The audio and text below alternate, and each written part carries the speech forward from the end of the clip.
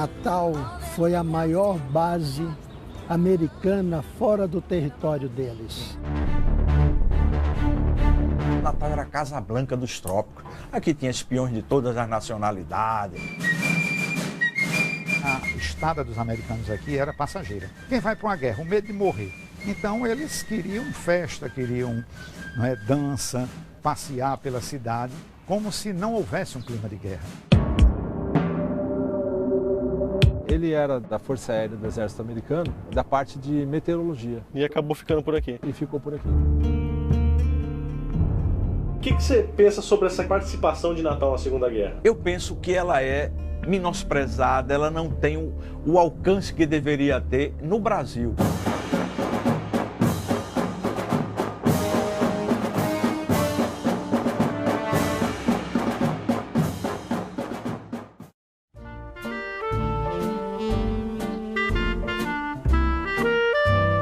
Tá com que idade hoje, dona Emília? 86.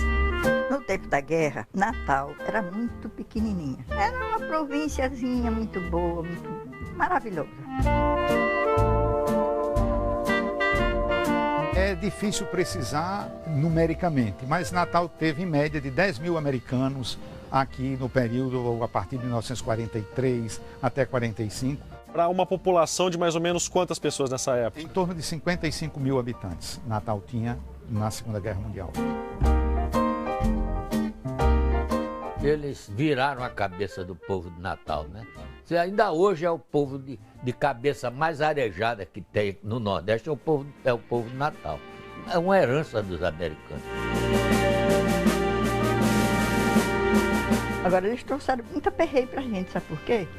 Porque aqui é uma cidade com pouquinha gente, estruturada para ter alimentação para aquele povo que tem. De repente chegou uma leva de gente, tudo era para base. A população ficou sem nada, né? Um ovo que custava 20 centavos passou a custar R$1. Não nessa moeda, mas era o equivalente, entendeu? Foi caro demais e não se encontrava para comprar.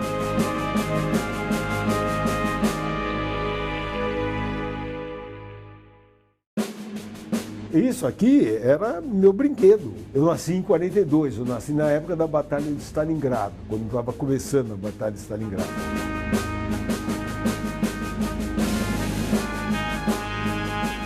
Com 5 anos, 6 anos, eu brincava com isso aqui. Esse era o meu brinquedo. Não é soldadinho de chumbo, mas é o soldadinho de plástico.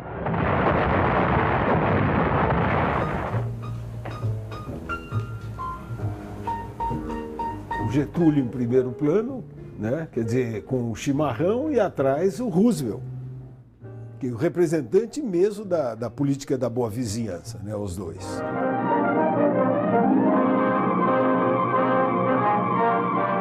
A política de boa vizinhança era a política externa americana dirigida para a América Latina, não só durante a Segunda Guerra, desde a posse do Roosevelt. In the field of world policy, I would dedicate this nation to the policy of the good neighbor. Em 1933, ele fez no discurso dele falando da política da vizinhança. No entanto, foi durante a Segunda Guerra que ela se manifestou de forma mais clara, né? Porque os Estados Unidos vai precisar, ou precisou, muito da colaboração e da cooperação dos países latino-americanos para o esforço de guerra. Em especial o Brasil. The people of Brazil proved their friendship for the people of the United States in a time of world crisis. Em 1939, o chefe do Estado-Maior do Exército Americano, o general George Marshall, veio ao Rio de Janeiro num cruzador. O objetivo dele era já comprometer as autoridades brasileiras com a cessão das bases que existiam aqui no Nordeste para efeito de segurança do continente, né? Dada a proximidade com a África. With an air base on the bulge of Brazil, we could fly the Atlantic just as readily from west to east as he would have been able to do from east to west. É bom a gente sempre lembrar que os aviões que hoje existem por aí, que vai daqui até Paris sem reabastecer, não existia isso, né? Quer dizer, os aviões movido a hélice, eles tinham que reabastecer. We flew jeeps and small field pieces, airplane motors and spare propellers. Então, os grandes aviões de carga americanos, que começaram a ser produzidos na Segunda Guerra, eles precisavam de um ponto próximo do velho continente, ou da África, né, que é o mais velho continente ainda. E se você olhar para o mapa, o lugar mais próximo entre o continente americano e a Europa e a África, principalmente a África, é Natal. Vamos lembrar outra coisa, que os navios americanos, aliados e brasileiros em especial, eles eram afundados pelos submarinos alemães. Navios brasileiros são bombardeados e afundados por submarinos alemães. A grande estratégia naval alemã era impedir que a América, quando eu falo América, é os Estados Unidos e todo o resto da América, a fornecer alimentos, matéria-prima para a Inglaterra e para os próprios Estados Unidos.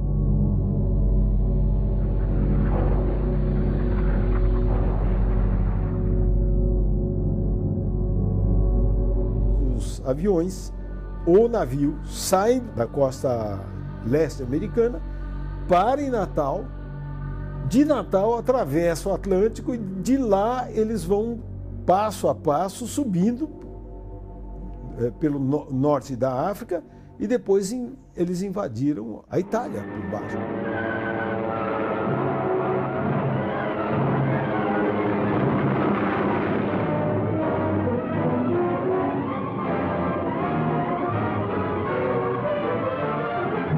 Dizem que a existência de Natal, que foi chamado de o Trampolim da Vitória, ele propiciou a redução de 1 ano na duração da guerra, do conflito.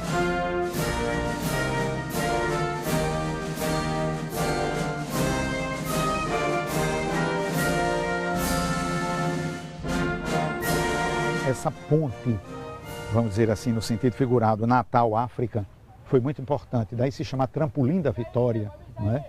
Porque daqui saíram as forças que reforçaram, né, as campanhas dos aliados, principalmente no norte da África.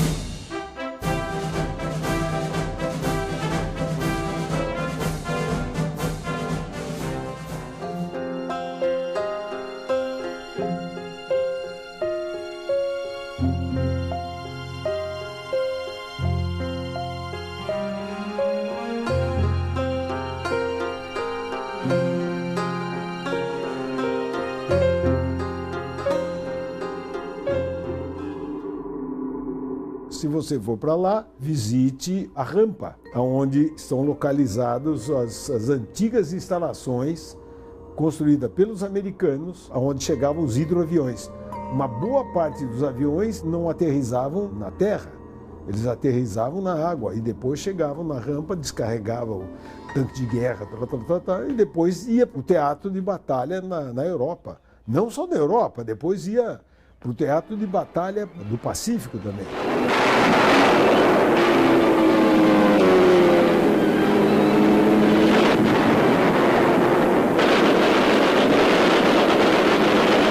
Durante certo tempo, os aviões eles amerrissavam aqui no Potengi.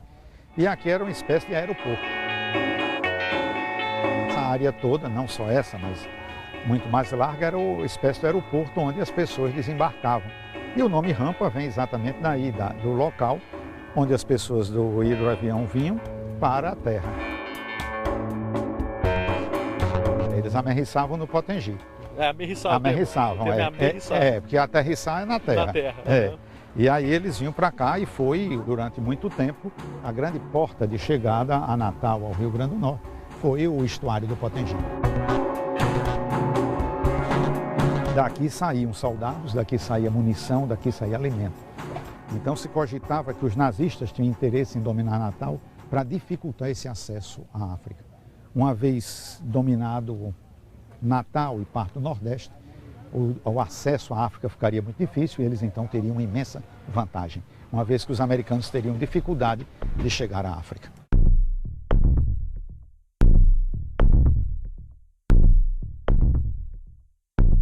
No dia 28 de janeiro de 1943, o presidente dos Estados Unidos, Roosevelt, marca um encontro com Getúlio Vargas. E esse encontro foi aqui em Natal. Foi um encontro praticamente secreto.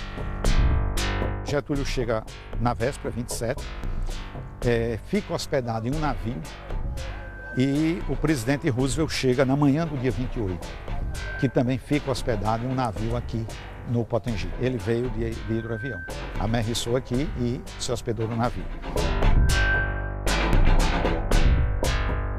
E depois eles saem daqui, Getúlio, Roosevelt, para visitar o campo do Parnamirim. Aí onde se tem a foto histórica e o percurso que eles fazem pela cidade. É o chamado Encontro de Natal.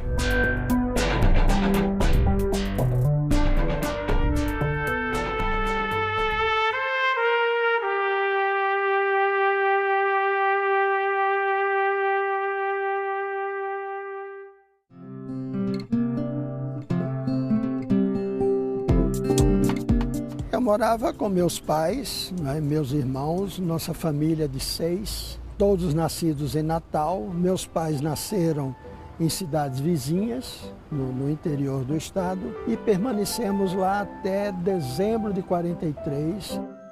Eu vim para Campinas somente no ano de 82. Nasci um ano antes da guerra, em 38.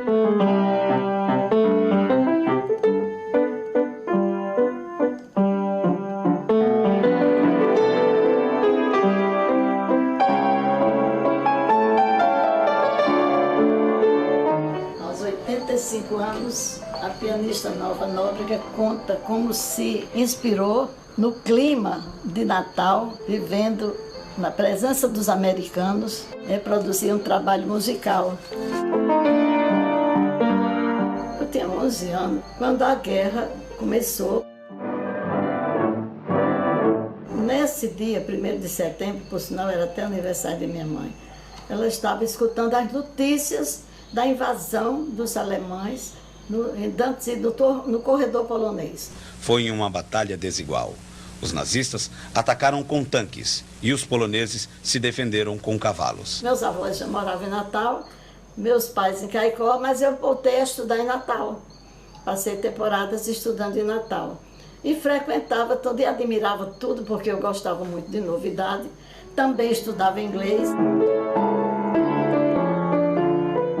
E sempre ligada à música, comecei a admirar. E eu tinha meu caderno de copiar músicas em inglês, né? Eu tinha You'll Never Know. You'll never know just how much I miss you. E sempre no meu coração. You are always in my heart. And when skies above are gray. As moças adoravam os americanos, porque eles eram bonitos, altos. Muito bonitos, charmosos e tudo. E com aquela farda caque, né? Nós brasileiros, os soldados brasileiros, como eu digo também, que eles vestiam de verde os bondes que levavam para o exército. Todos pendurados dos bondes, os bondes cheios de soldados brasileiros de verde, que a nossa farda é verde, né? Mas a farda americana era outra novidade também. A farda era como uma bermuda.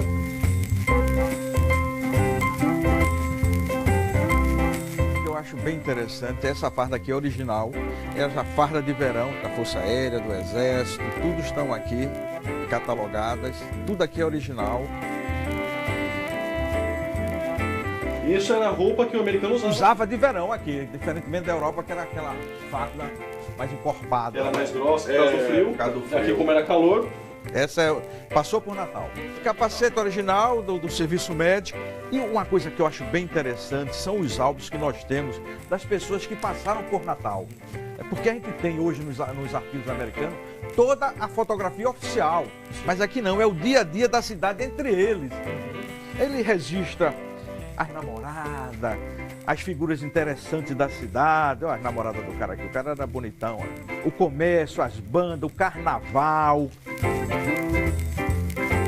Nós víamos eles caminhando pelas calçadas, né, com aquele uniforme diferente. Então isso chamava atenção, o tipo físico também diferente, costumavam ser mais altos, mais claros, às vezes loiros.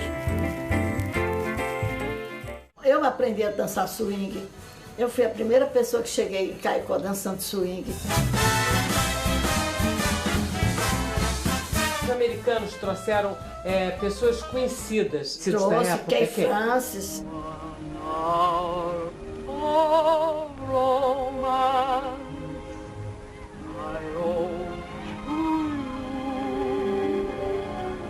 One hour of romance.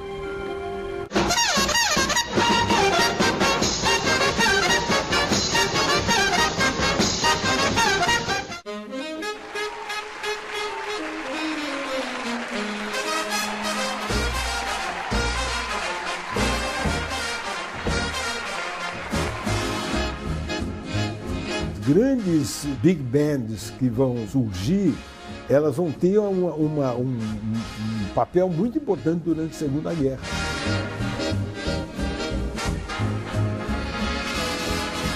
Mostra a importância do jazz, dos discos que iam para frente de batalha.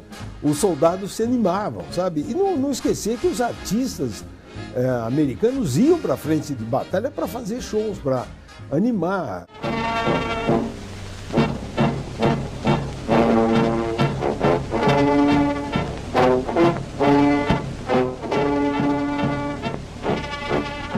Benny Goodman, sem dúvida, vai ser um pouco mais elaborado que o Glenn Miller e vai ser, sem dúvida, o grande músico da Segunda Guerra, da época do swing, que é a marca da Segunda Guerra musical, digamos assim. Have you heard that Minnie's in the money? Take my word that Minnie's in the money. She hasn't got a guy who's got a diamond mine, but she's a welder on the old assembly line. So bless her, yes sir, Minnie's in the money. Minnie's in the money.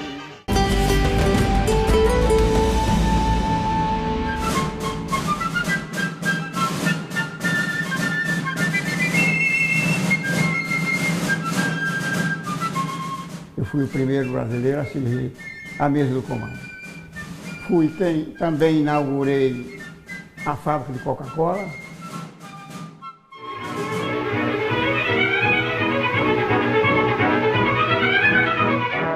A fábrica de sorvete também eu fiz parte. Então, por aí começou todo o movimento com o americano. Eles gostavam muito de mim, me levavam para todo canto e me deram um americano para trabalhar comigo. O senhor falava inglês? Ainda não falava, mas tinha loucura, achava muito bonito. Esse americano tinha loucura para aprender português e eu loucura para aprender inglês. Então, tudo quanto ele via, tinha em mão, ele me dizia em inglês. 2, 3 vezes até eu pronunciar e tudo. E eu, da mesma maneira, fazia com ele em português. Houve uma aprendizagem forçada, tanto do lado dos americanos como do lado dos potiguares. E esse entrosamento se dará aos poucos. O americano não entendia a gente não entendia o americano. Poucas pessoas falavam inglês aqui e poucos americanos falavam português. Mas com o passar dos anos, né, que eles ficaram 5 anos aqui, o pessoal já estava se entendendo perfeitamente. Good morning, how are you? My name, e fui aprendendo. Soldado bebia na rua, estou dizendo, eles saíam para passear. Aquela leva de menino, de rapazinho, tudo. Que eles tinham um pavor da polícia deles, viu? Faziam besteira não. A polícia quando pegava não alisava não. Os americanos gostavam da cidade? Gostavam da cidade e gostavam do povo. E gostavam também de beber muito e gastar muito dinheiro. E das mulheres? Aí é que era, aí é que gostava, viu? Viviam doidinhos atrás de mulheres por aí, viu? Muitas vezes até que eu acompanhei também, viu? Muitas vezes. E eles gostavam de festa? Ah, sim, tinha festas. Que eles tinham um salão próprio para fazer as festas dele. E convidava as moças daqui de Natal, né? Para divertir. Por aqui passaram tantos artistas. Tyrone Power, sei como é que se pronuncia não, mas era um grande artista desse tempo. Tyrone Power, eu tenho a fotografia ele desembarcando. E depois os generais que vinham visitar, o general Eisenhower fazendo revista nas tropas. Soldiers, sailors and airmen of the Allied Expeditionary Force. Aqui foi criada uma entidade civil destinada a promover essa confraternização. Então isso terminou isso no seguinte, era que tinha festa todo santo dia. Essas festas semanais eram o seguinte, eram patrocinadas por unidades do exército americano. E eram as únicas em que tinha de soldado raso a coronel. Eles promoviam festas, bailes e convidavam a sociedade local para participar. Tanto é que tem muito americano que namorava as moças da cidade, chegaram até casar. Essas fotos eram as fotos que a minha mãe enviava para o Brasil, juntamente com as cartas, para os familiares dela. Meu pai veio para Natal no primeiro contingente militar que se deslocou dos Estados Unidos para Natal para fazer o trampolim da Vitória. Minha mãe estudava numa escola de molde suíço que tem aqui em Natal até hoje, muito conhecida, chamada Escola Doméstica de Natal. E quando ela saía do internato, com as amigas delas e as professoras, ia às festas dos clubes que existiam aqui. E nessas festas, alguns americanos começaram a participar. E ela conheceu o meu pai numa dessas festas. E ele se apaixonou por minha mãe, começaram a namorar e casaram. A história de amor deles foi belíssima. Então, eles moraram nos Estados Unidos e se amavam muito. Mas, em 1953, o casamento deles acabou. Ele se apaixonou por uma outra e minha mãe voltou para o Brasil com os 4 filhos. E ela se casou de novo aqui ou não? Nunca casou, morreu apaixonada por ele. E nunca deixou que a gente falasse nada, absolutamente nada que denegrisse a imagem dele. Ela gostava muito dele? Gostava. Ela dizia que ele foi ótimo para ela, enquanto durou. Se você na Segunda Guerra falasse assim, eu quero ir para um lugar onde eu vou tirar uma foto, vai ser 20 americanos na foto, era aqui. Essa daqui é a Dr. Barata. Essa rua que você está vendo aqui, que é uma rua estreita e tudo, na época da guerra, era a rua onde fervia aqui durante o dia o movimento de soldados americanos e do pessoal de Natal, porque essa rua concentrava o que Natal tinha de melhor. Que nem hoje você quer ir num shopping, que lá no shopping tem restaurante, tem loja de roupa, loja de móvel, é aqui. Então o que você imagina hoje que era o shopping centers, aqui na época da guerra era essa rua. Aqui tinham os melhores bares, as melhores boutiques, lojas de tudo que você imagina de bom, tinha aqui na Dr. Barata. Tinha muito movimento de americano, porque eles iam fazer compra no comércio, eles sentavam nos bares para beber, para bater papo, para rir. O pessoal brasileiro que fazia amizade com eles, sentava com eles na mesa para bater papo, a gente tem fotos do pessoal brasileiro e americano junto.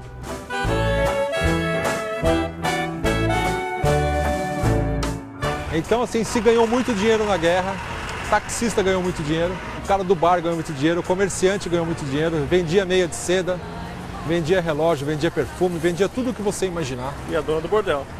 Principalmente essa. Essa ganhou muito mesmo. A Maria Boa era uma cafetina que morreu uns 5 anos atrás, já bem velhinha, né? Que era onde se concentravam os americanos que estavam de folga e tal, e as meninas que se prostituíam, né? Houve uma onda muito grande de prostituição por causa do dólar. E a Maria Boa que comandava tudo isso, era a grande cafetina, né? Natal teve o maior cabaré da Segunda Guerra, né? Era o cabaré famoso Maria Boa. Aqui está o piso e o tijolo dele. Esse é o tijolo? É, esse aqui é um tijolo histórico do cabaré de Maria Boa. Por aqui dançaram muita gente, paqueraram, namoraram. E o que sobrou é tijolo, piso, Só isso aí. Nós guardamos isso para um dia fazer a homenagem que Maria Boa merece, tá?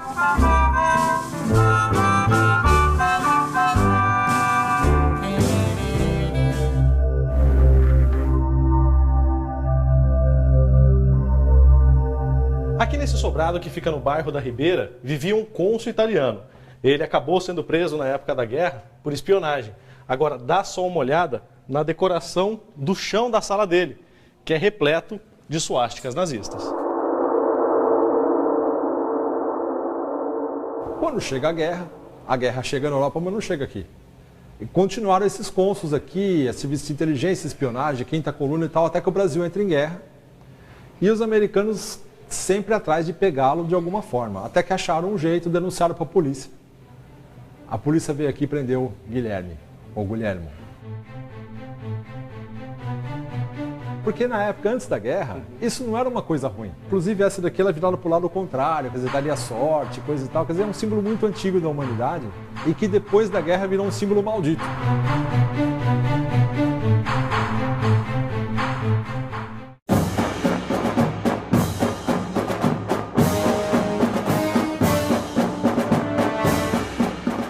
Our mission is to defend the South Atlantic coast and drive them out of Dakar.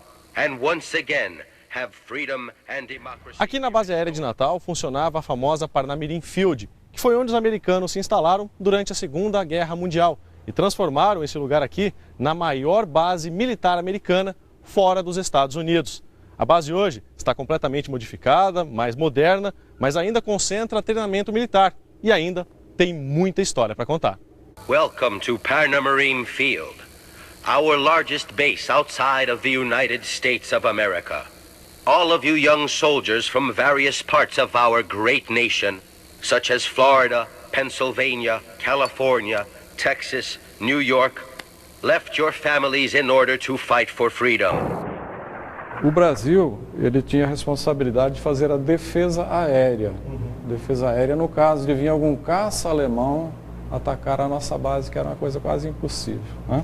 Então a gente fazia a defesa aérea e fazia missões de patrulhamento, de antissubmarino e cobertura de comboios. Aqui em Natal ele pegava de Cabedelo ali em João Pessoa praticamente e ia até Aracati. Então todo esse trecho, passando por Fernando Noronha, era a responsabilidade da base aérea de Natal.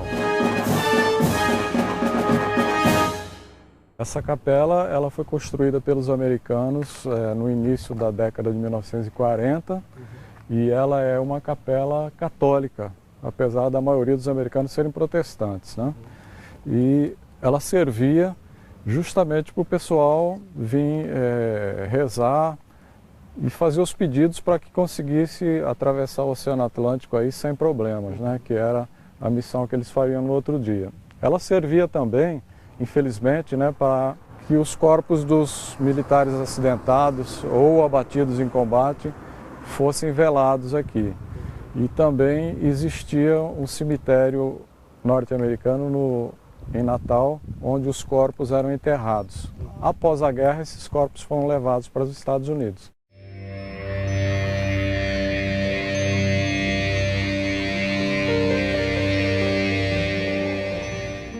Dos 146 soldados que morreram e foram enterrados aqui no cemitério do Alecrim, em Natal, 145 foram repatriados. Sobrou apenas um.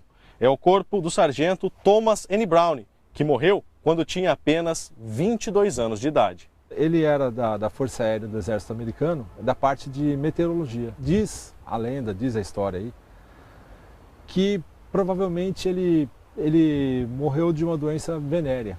Não foi uma morte em combate, nada glorioso, nem nada assim. Talvez por isso a família não tenha querido que ele fosse repatriado. E também diz a lenda que ele deixou a viúva aqui, que seria a noiva ou a namorada. Então é um assunto tabu, porque, embora muita gente saiba, eles dizem pra gente, é melhor não falar sobre isso daí. Entendeu? Até hoje é um assunto tabu, depois de 70 anos...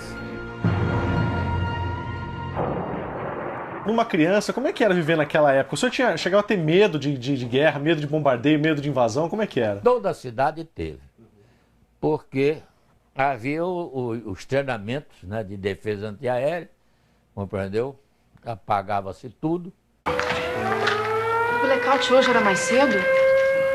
Deu no rádio, você não viu, não? Acho que eu vou lá na cozinha ver se a mamãe tá bem. Começava com sirenes, aquela coisa toda. O alerta para isso era dado, por exemplo, em Natal, a sirene maior que tinha era na cidade de Açu. Era uma sirene que tocava alto para chamar o povo de todo o Vale do Açu para as sessões de cinema. Conseguiram levar, trazer esse sino, não era um sino, era uma sirene e botaram lá na catedral, no centro da cidade.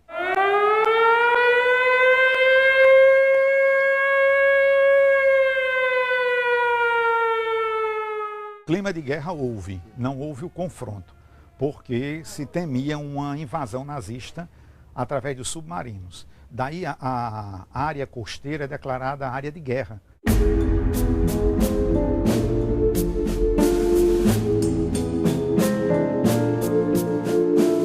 Temia-se também um bombardeio aéreo.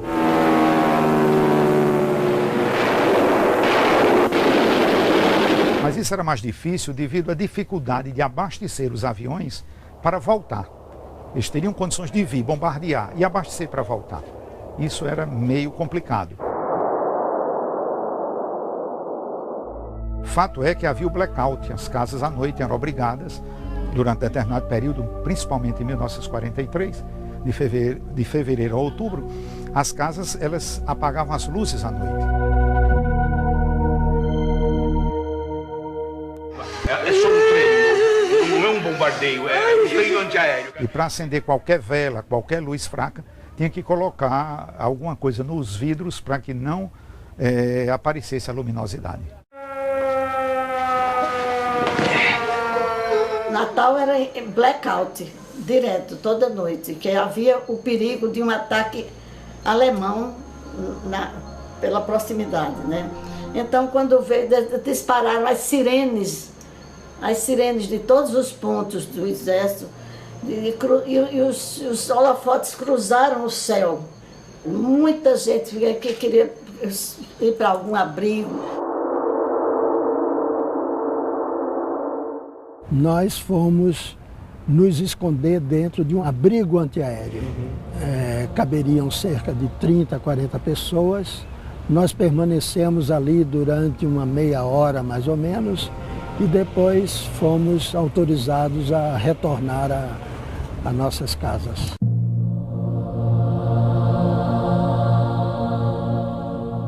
Medo, tinha pavor. Medo não. Mas você sabe que com a continuação o Brasil declarou guerra, né? Entrou na guerra, aí o negócio piorou.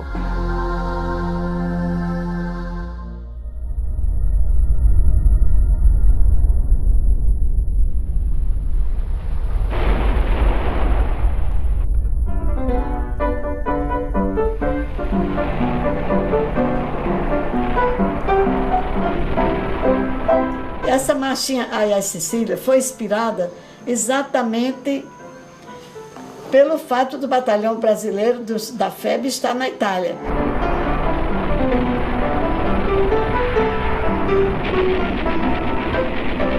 Então, a letra da marcha que é interessante, porque dizia, para mostrar que braço é braço, eu conquistei Sicília. Enfrentei bala de aço, mas conquistei Sicília. Ai, ai, Sicília, ai, Sicília. Ai, ai, Sicília, eu não sei amar a mais ninguém, e tu sabes que eu te quero. Os microfones tocavam muito alto na avenida, enquanto todo mundo com lança-perfume, dançando e brincando lá no carnaval, muita moça e muito americano também. Ai, ai, Sicília. Foi na quarta-feira de cinza que o carnaval terminou no Brasil, né? Termina tudo, apagam-se as luzes, fecham-se os microfones. E então os americanos voltaram de noite, logo cedo, para a Avenida Rio Branco, com as lança-perfume e tudo mais. E admirado porque estava tudo em silêncio. E aí começaram, por que não mais Sicília hoje? Por que não mais Sicília hoje?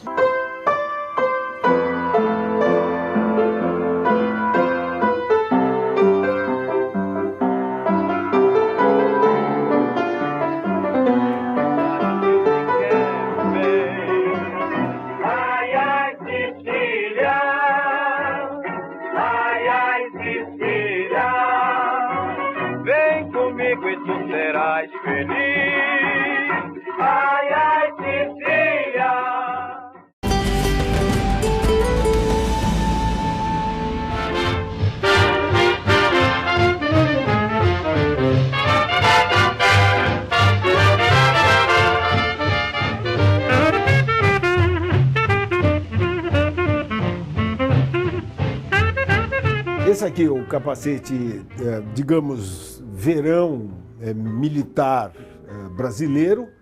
Esse é o capacete modelo americano. E aquele ali é o capacete alemão da Primeira Guerra, que vai inspirar depois um modelo que vai ser um pouquinho diferente do modelo da Segunda Guerra Mundial.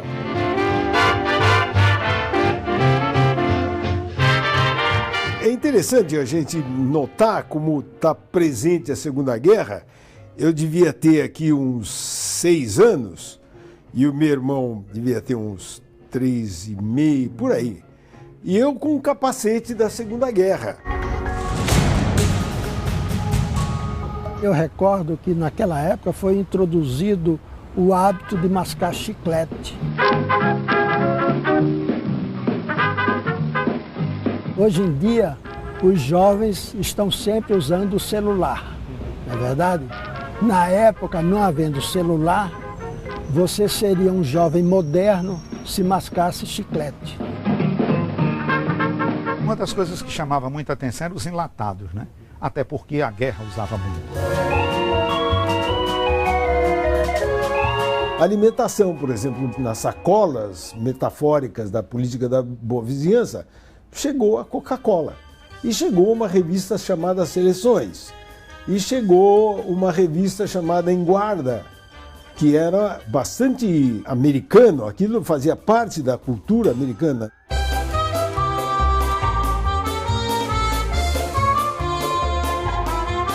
Os Estados Unidos vai tentar conquistar os corações e mentes brasileiros de qualquer forma. Ele vai usar vários mecanismos culturais para poder manter o Brasil, vamos chamar, fiel à causa dos aliados.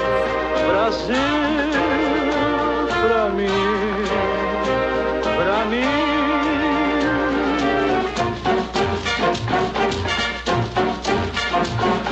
Bem, sem dúvida que eles trouxeram algo que foi uma novidade enorme para a sociedade natalense, né? De modo que isso mudou os hábitos. Dizem que as moças começaram a sair sozinhas, começaram a ter o hábito de fumar, o que não havia antes da chegada dos americanos. A gente comprava Muscifito, shampoo perfumado, porque eu não conhecia shampoo nesse século. Eu que gosto de novidade, comecei a usar shampoo, comprar shampoo. Você está à vontade, bonitinho, assim, com essa camisinha, né? Quando eles chegaram aqui, o traje era paletó e gravata em qualquer estação do ano. Então os americanos chegaram aqui muito felizes nesse ponto, de bermuda, de camisa, essas camisas por fora da calça. Já pensou que pecado? Houve um crescimento econômico muito grande. Ninguém pode negar, a população de Natal vai duplicar no pós-guerra. Assim que termina a guerra, Natal tinha o dobro da população que tinha em 1939. E, consequentemente, um desenvolvimento econômico pela quantidade de capital que circulou aqui. Enriqueceram a cidade, né? A cidade era paupérrima, né? Com as obras de construção daquele aeroporto, compreendeu? É uma coisa incrível.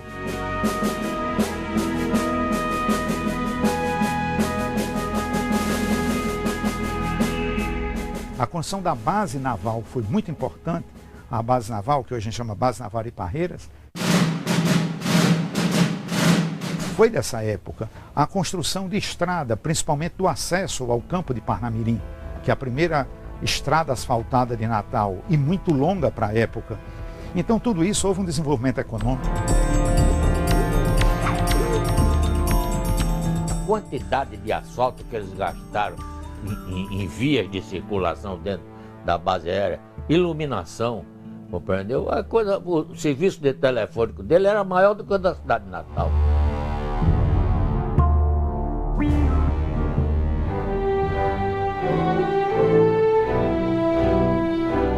Quando eles começaram a ir embora, começou aqui a choradeira.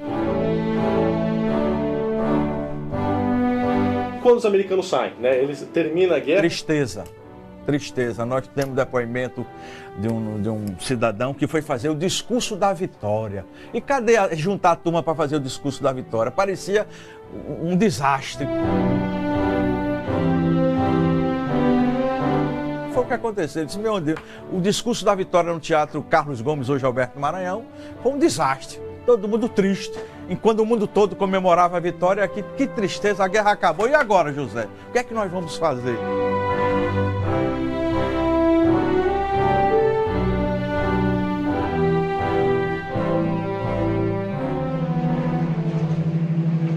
Uma das consequências negativas foi a saída de vez dos americanos. Então se criou uma estrutura e de uma hora para outra essa estrutura, com o final da guerra, ela é praticamente esvaziada. E aí é um período de inflação, de crise, proveniente do pós-guerra.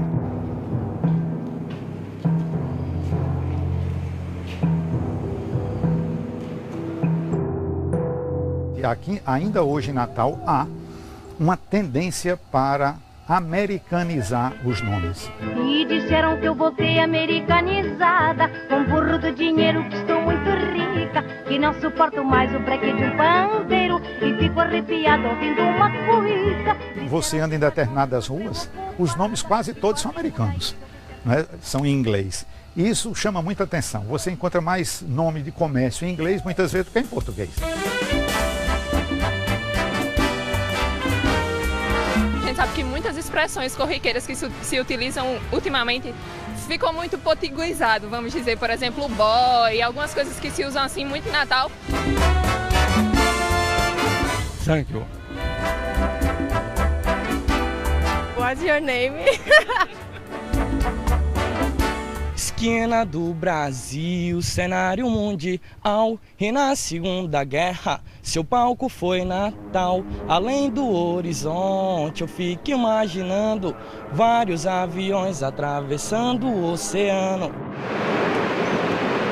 Os americanos, hoje em dia, eles conhecem Natal, eles sabem dessa história, da importância de Natal para a Segunda Guerra? Eu, doutor na universidade, não era especialista no Brasil, mas era especialista em modo geral América Latina, mais os países que falam espanhol. Mas não sabia nada que existia a base aérea aqui na Segunda Guerra.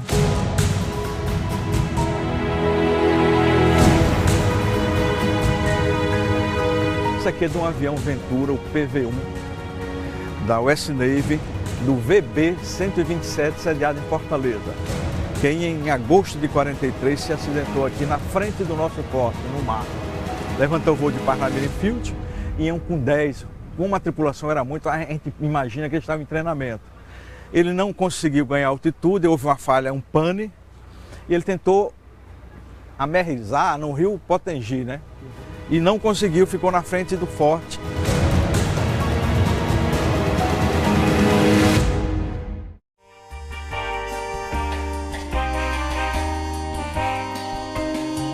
Como é que começou essa tua paixão pela Segunda Guerra para reunir um acervo desse tamanho, Augusto? A paixão começa por Natal. A gente tem um grupo de amigos que curte, pequeno grupo, né? Que curte o tema e vai se aprofundando, vai batendo um papo, vai agregando pessoas.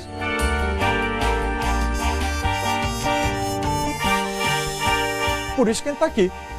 Um escritório de uma empresa de ônibus com parte de um acervo que poderia fazer parte de uma grande exposição. Sem Parnamirim, sem a base brasileira de Natal, essa guerra teria se prolongado muito mais anos, com perdas de vida, de economia. Então, a Natal, Parnamirim Field, a gente tenta resgatar essa história.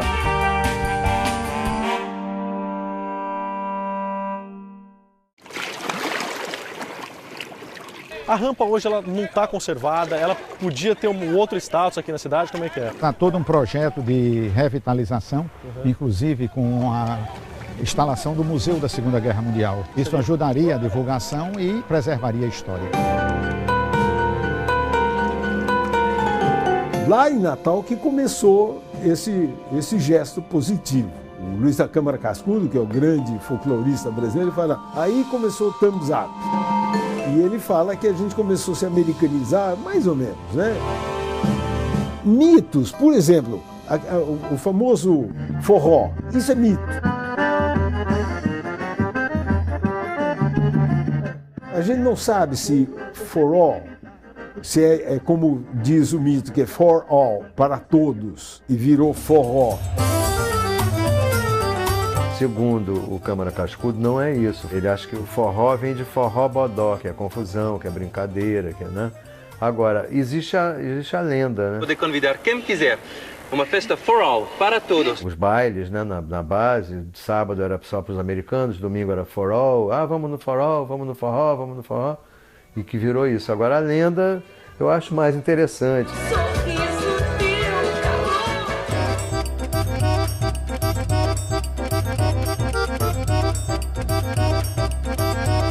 Adoro Natal, o dia que eu vi Natal, eu disse que eu vou morar aqui, infelizmente vou morrer aqui também.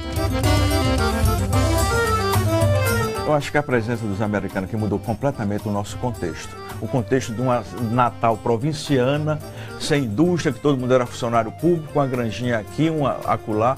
E com a presença americana, Natal se tornou uma cidade de vanguarda.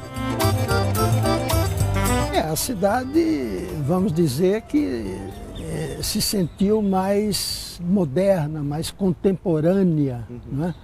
Porque na época tudo que era moderno existia no Rio de Janeiro, que era a capital federal, ou em São Paulo. Enquanto as cidades do Nordeste eram cidades pacatas, de uma vida assim muito tranquila. E quando chegaram os americanos, isso balançou.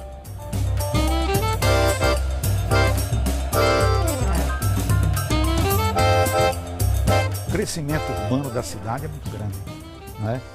A gente não pode dizer se não tivesse havido a guerra como seria Natal, até porque a história não admite o se, a história só admite o fato.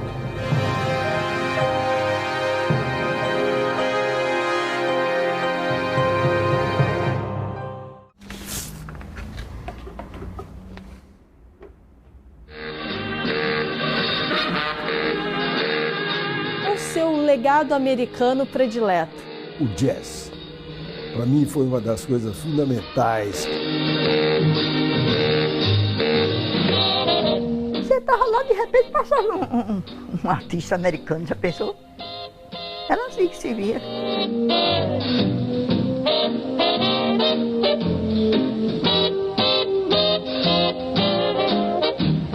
A cultura era tão importante. E às vezes eu tenho a tentação de falar que era mais importante do que o próprio bem material.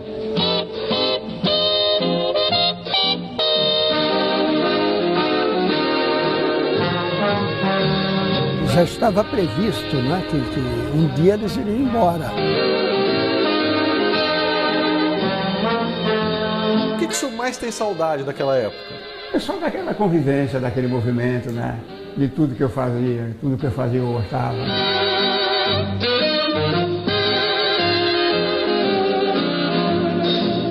Eu tinha uma colega que bastava passar por um americano que dizia "What time is it?" para dizer a palavra em inglês. Because my watch is stopped. Chegar em Parnamirim Field, um dos 4 pontos mais importantes do mundo na Segunda Guerra, tá certo?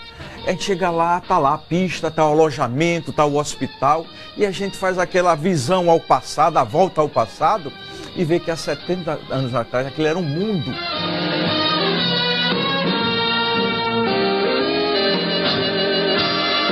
Eu acho que Natal, de todas as cidades do Nordeste, é a mais cosmopolita, né? Quer dizer, ela não tem aquele moralismo meio provinciano, ela tem uma universalidade, ela tem a cultura local, o comportamento e tal é diferente, é cosmopolita.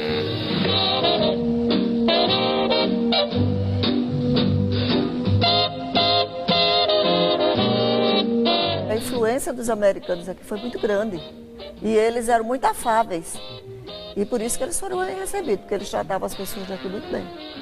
E para a senhora foi fundamental, né? Para mim eu devo minha vida.